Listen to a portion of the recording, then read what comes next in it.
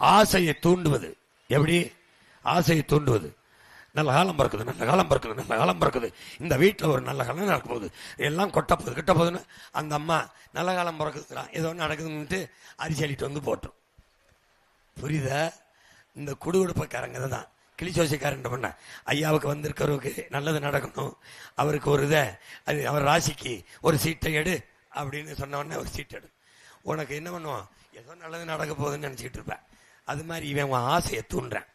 நான் வந்தேன்னா ஃப்ரிட்ஜு தருவேன், நான் வந்தேன்னா 1 கிலோ எண்ணெய், 1 லிட்டர் எண்ணெய், 1 கிலோ பருப்பு, நான் வந்தேன்னா தாலிக்கு ஒருவன் தங்கம் தருவேன், நான் வந்தேன்னா 6 சிலிண்டரு, இல்லை நான் வந்தேன்னா 3 சிலிண்டரு.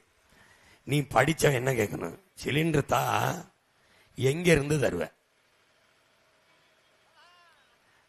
காசு தான் 2000 தான் குடும்ப தலைவிக்கு, எங்கிருந்து தருவேன்?